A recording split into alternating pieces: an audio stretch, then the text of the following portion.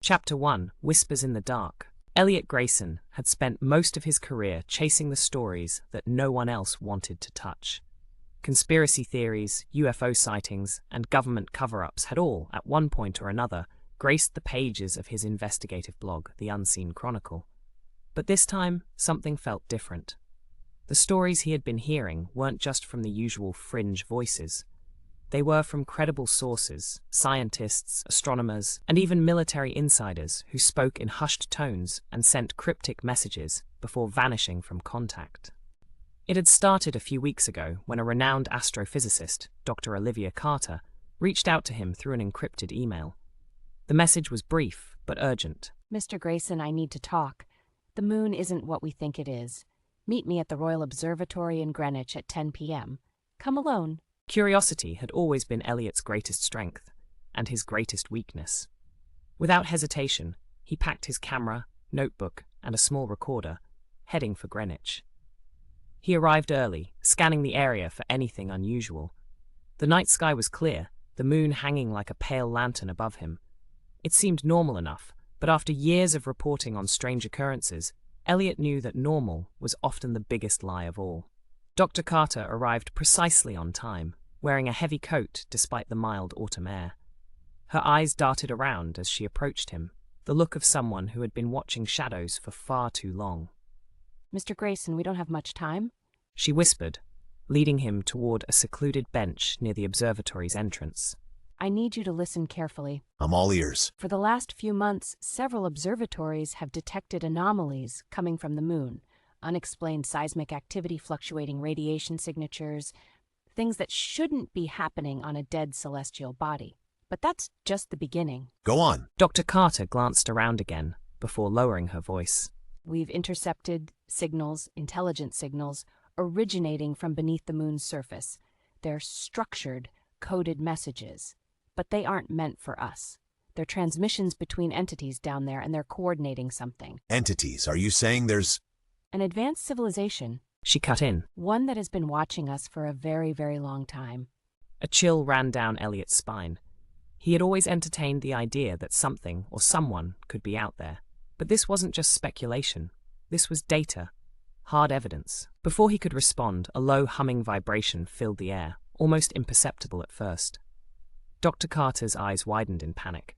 They know. A bright flash erupted from the sky, casting harsh shadows against the ground.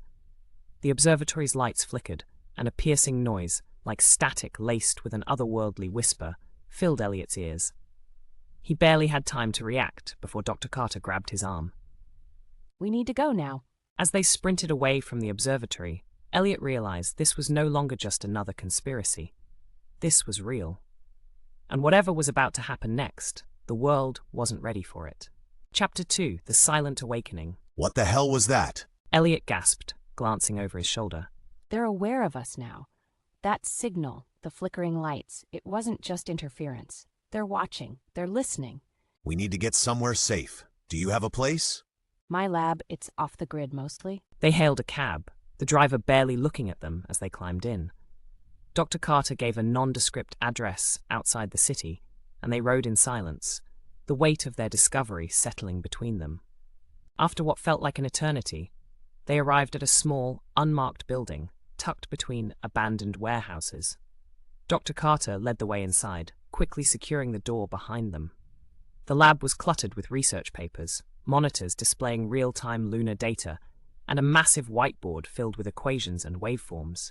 You need to tell me everything. Dr. Carter pulled up a file on her computer, displaying grainy but unmistakable footage, large, black, monolithic structures emerging from beneath the moon's surface. The timestamps showed they had begun moving hours ago. They're waking up, she whispered. And no one else knows? The government has their suspicions, but they don't know the scale of it. They think it's just seismic activity, but it's not.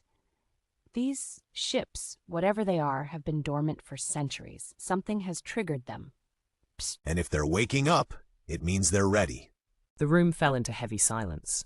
Outside, the world remained oblivious, but the countdown had begun. Chapter 3: The First Signs. A night later, the world saw it. The moon, once a pale and serene sentinel in the sky, now glowed with sporadic bursts of light. At first, astronomers speculated about solar activity reflecting off the lunar surface, but the pattern was unmistakable. The lights weren't random, they were coordinated, a message written in beams visible to the naked eye. Elliot knew it was time to go public. Seated in his cluttered apartment, he typed furiously, detailing everything Dr. Carter had revealed. He attached images, satellite data, and reports from anonymous government insiders who had begun whispering of military mobilization. By sunrise, his article was live. The moon is waking up, and we're not ready. The response was immediate. Public panic ensued, looting, riots, and chaos erupted in cities worldwide. Governments put their militaries on high alert, but it was too late. The alien ships had formed in lunar orbit, systematically disabling human satellites. Governments reached out to Elliot, desperate for answers, while Dr. Carter worked tirelessly to convince officials that collaboration was the only way forward. The first attack came swiftly, alien ships descending from orbit, obliterating military installations with surgical precision. The war had begun. Chapter 4, Earth Under Siege. The destruction was swift and precise. Military bases, missile silos, and naval fleets were wiped out before nations could even attempt retaliation. Cities trembled as the world's governments scrambled to mount a defense. Elliot found himself at the center of it all. Whisked away to a secure underground facility, he faced a room filled with world leaders and military officials, their faces grim. We need to understand what they want. A U.S. general demanded. You said Dr. Carter believes they've been watching us. Why now? Dr. Carter, now an advisor to global leaders, took a deep breath. They believe the Earth is better off without us. We need to prove them wrong before they decide to finish the job. Chapter 5, The Battle Begins. In a desperate bid to defend Earth, the world's militaries launched a coordinated counterattack. Fighter jets and missile systems engaged the alien ships, but their efforts proved futile. The alien technology rendered human weapons ineffective, effortlessly neutralizing attacks with advanced energy shields. Meanwhile, the aliens made their next move. Massive transport crafts descended from orbit, deploying ground forces in strategic locations across the planet. These humanoid invaders, clad in sleek, impenetrable armor, began their occupation of key cities. Elliot, now a critical voice in shaping the global narrative, continued to report on the invasion. His words galvanized some into resistance, while others sought surrender or collaboration. Humanity was divided, some choosing to fight, others seeking negotiation, and a few surrendering outright. Dr. Carter, working tirelessly with a team of scientists, searched for a vulnerability in the alien forces. If Earth had any hope of survival, it would lie in uncovering their one weakness before it was too late. The world was at war, and it was only just beginning. Chapter 6, The Resistance Grows. With the initial counterattack having failed, humanity turned its efforts towards saving as many civilians as possible. Cities fell into chaos, and governments repurposed military forces to evacuate and shelter survivors. Underground bunkers, repurposed subway stations, and remote locations became safe havens for those fleeing the expanding alien-controlled zones. The aliens, showing no signs of slowing down, methodically expanded their control zones, erecting massive monolithic structures that pulsed with an eerie glow. Within these zones, human technology failed, communications were blocked, and resistance fighters who entered never returned. Fear and desperation spread as the invaders solidified their hold. Determined to document the horrors firsthand, Elliot ventured into occupied areas, embedding himself within the scattered resistance groups forming across the world. Armed with nothing but a camera and his voice, he recorded the brutal efficiency of the alien expansion, sending footage to any remaining news networks and broadcasting on underground frequencies.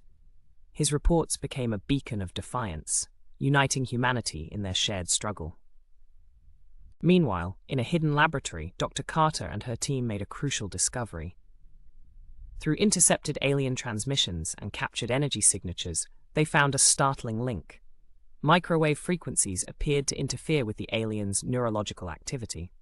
It wasn't a weapon, not yet, but it was a clue, a thread of hope in an otherwise bleak war.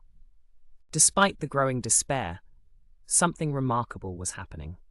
Across the globe, people were putting aside old divisions, standing together against a common enemy. Former rival nations worked side by side, pooling resources, sharing intelligence, and building new strategies. Civilians fought alongside soldiers, scientists worked tirelessly to understand the enemy, and underground resistance groups coordinated their efforts like never before. The world was no longer just fighting for survival. It was fighting for unity, for humanity itself. And the war was far from over. Chapter 7, The Tipping Point. With the discovery of the aliens' vulnerability to microwave frequencies, humanity shifted its focus toward developing a large-scale weapon capable of disrupting their neurological functions. Engineers and scientists across the world worked tirelessly in hidden laboratories, racing against time to create a device that could turn the tide of war. Despite the fear gripping the world, Elliot continued reporting, embedding himself deeper within the resistance. His broadcasts were the only unfiltered source of truth left, exposing the atrocities and relaying critical information to survivors.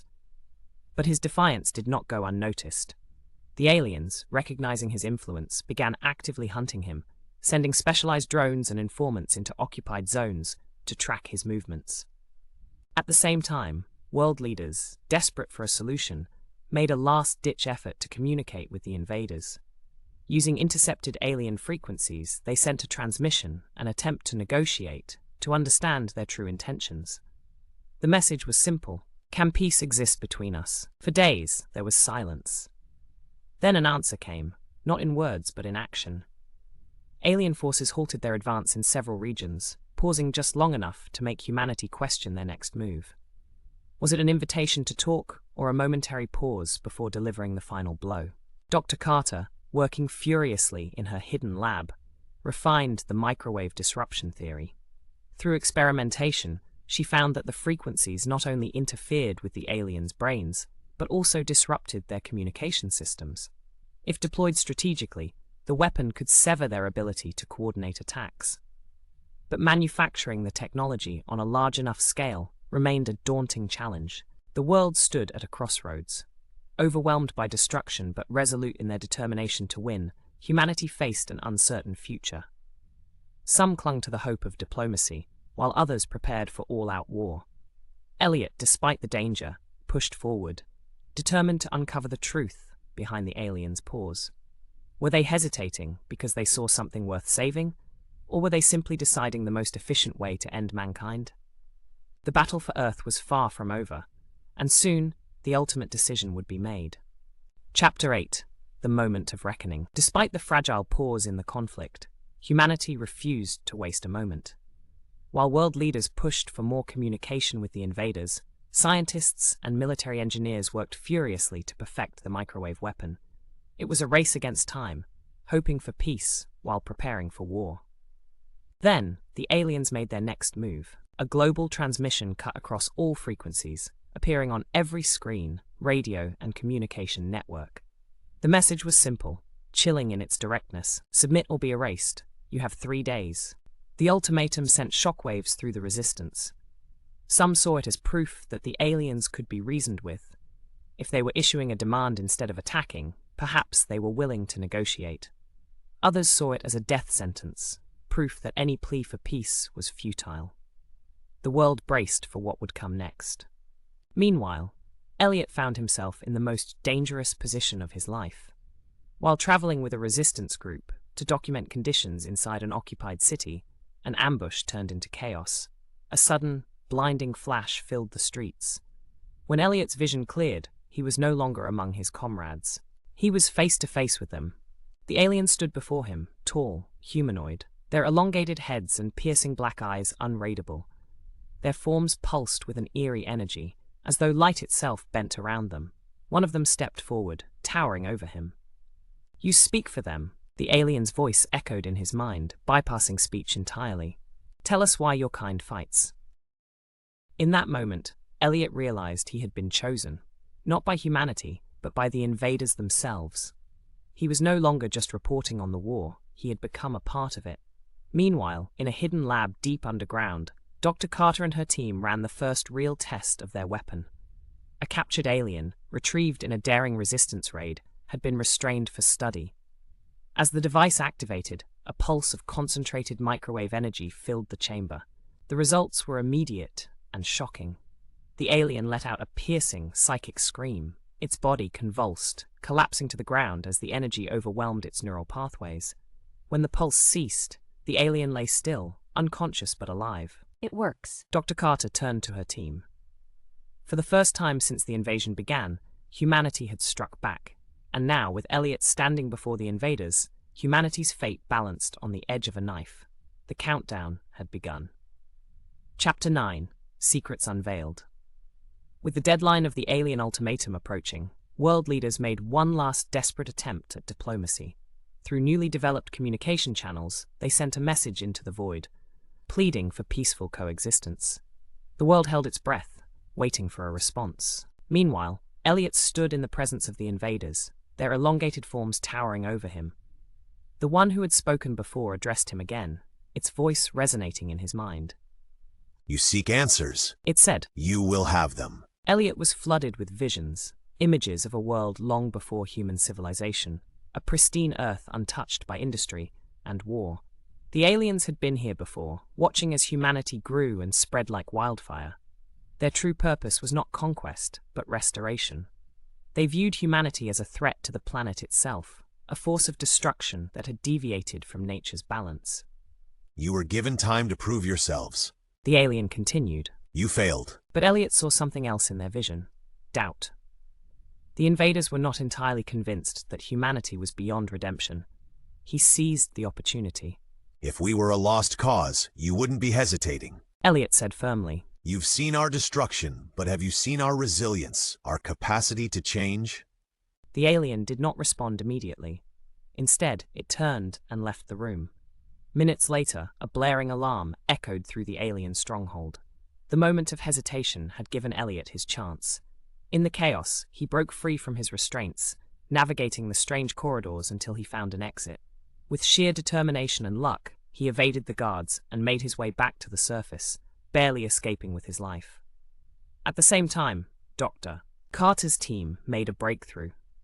With the weapon's effectiveness confirmed, mass production had begun in hidden locations across the globe. The first units were already being shipped to resistance cells, and the tide of war was about to change. News of Elliot's escape and the weapon's deployment ignited hope across humanity. For the first time, the fear of extinction was being replaced by determination.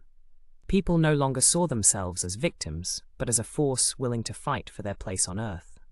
The final battle had yet to come, but for the first time, it felt winnable. Chapter 10. The Final Surge. Elliot's escape had not gone unnoticed. The aliens, realizing their hesitation had given humanity a chance to resist, accelerated their plans. Their forces moved with new urgency, deploying massive fleets and constructing energy fields that shielded their strongholds. The invasion had entered its most brutal phase.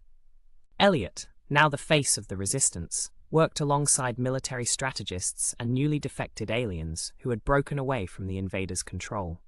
These defectors, understanding their species' vulnerabilities, provided critical intelligence on weak points in the enemy's infrastructure. Under Elliot's leadership, the resistance moved with newfound precision, turning the tide of war. However, the aliens were not so easily defeated. Adapting quickly, they developed countermeasures, armor that blocked microwave interference, new aerial tactics, and cybernetic enhancements that made them resistant to human weapons. Each victory was met with an evolved counterattack, forcing humanity into a race against time to stay ahead. Despite the escalating conflict, hope flourished. The people of Earth, once scattered and divided, now stood together. Nations long at odds fought side by side, civilians took up arms, and the knowledge that the aliens could be hurt fueled a growing confidence. Humanity had faced extinction and refused to go quietly. The war was reaching its climax. The final battle loomed on the horizon, and Elliot knew that the fate of the planet rested on the next decision humanity made. Chapter 11. The War for Earth. With humanity's new microwave technology proving effective, Dr. Carter and her team worked tirelessly to refine it. The latest advancement ensured the signal never repeated, making it impossible for the aliens to develop countermeasures. As the modified weapons were deployed globally, humanity's forces began striking back with unprecedented precision. But the aliens were not done yet. Realizing they were losing ground, the invaders unleashed their most devastating attack yet. Massive energy pulses erupted from their warships, leveling entire cities in seconds. Their forces descended in overwhelming numbers, seeking to crush humanity's last resistance before the microwave weapon could be fully deployed. The battle had reached its most desperate hour. Elliot, now recognized as the leader of the resistance, took command of the global effort. He coordinated attacks across continents, uniting the remaining military and civilian forces under a single strategy. His broadcasts became rallying cries, urging people not to surrender but to fight with everything they had. Meanwhile, Dr. Carter achieved the breakthrough that could turn the tide completely. An amplification system that allowed the microwave weapon to function over thousands of miles simultaneously. Instead of isolated attacks, humanity could now strike at the aliens wherever they stood, disrupting their forces on a planetary scale. As the final battle erupted, the entire world became a war zone.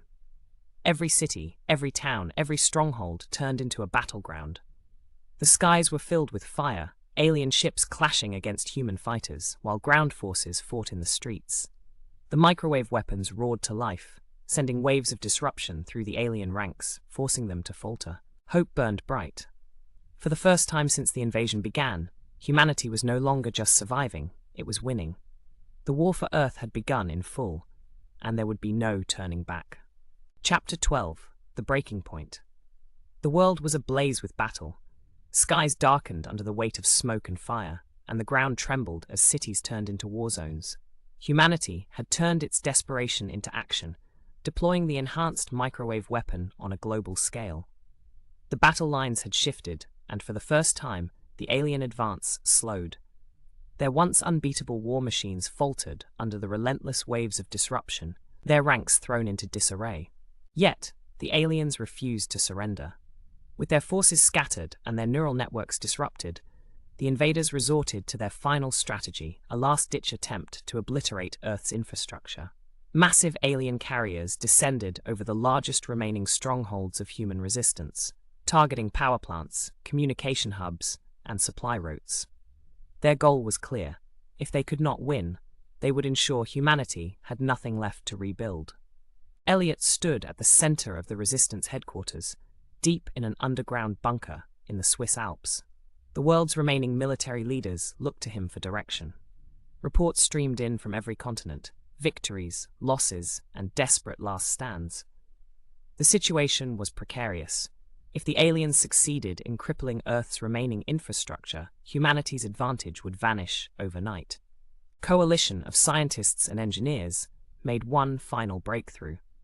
If they could amplify the microwave weapon's signal through Earth's own electromagnetic field, they could blanket the entire planet in a continuous disruption wave, permanently disabling the aliens' ability to communicate and coordinate. It's risky, She admitted. We have no way of knowing if it will affect us too. If we miscalculate, we could short-circuit every electronic device on the planet. Elliot stared at the data.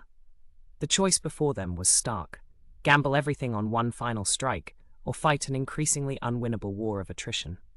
Do it? He said finally. We've come too far to let them win now. The order was given.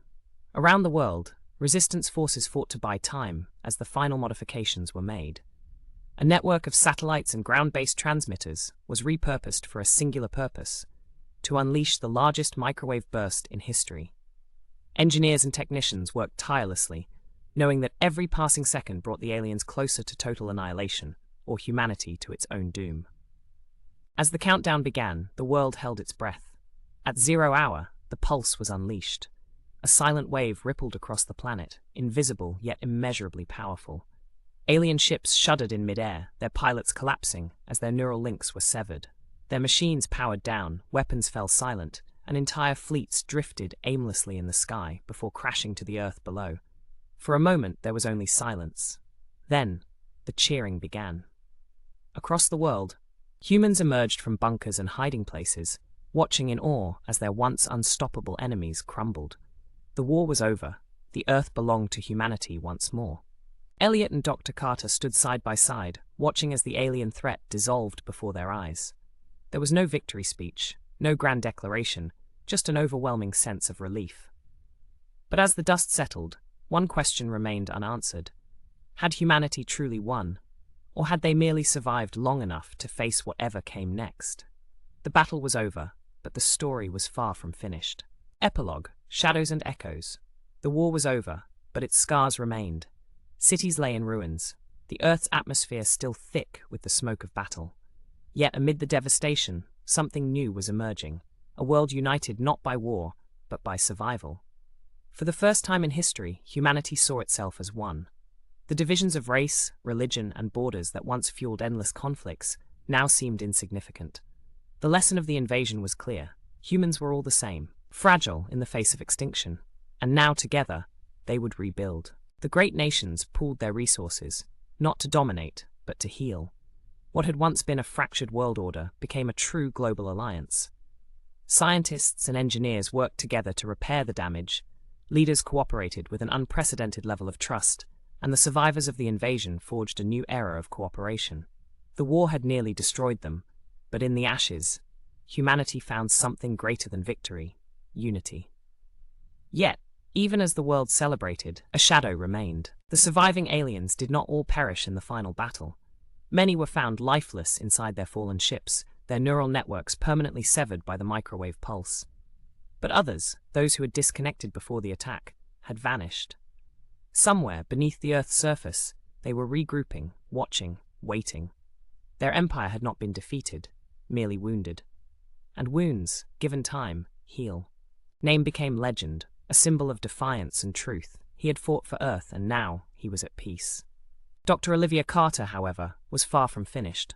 While others celebrated and rebuilt, she remained haunted. The aliens had come with the singular goal of reclaiming Earth for nature, seeing humans as a disease, and yet they had hesitated. They had tried to warn humanity before launching their attack. Why? What had truly driven them? Were they part of something even larger? Obsessed, she threw herself into studying the remnants of their technology, deciphering alien scripts, and listening for any remaining signals. She was convinced that this war was just the beginning, that something greater was still out there, watching, waiting. And deep beneath the Earth, in hidden caverns and darkened tunnels, the remnants of the alien forces nursed their wounds.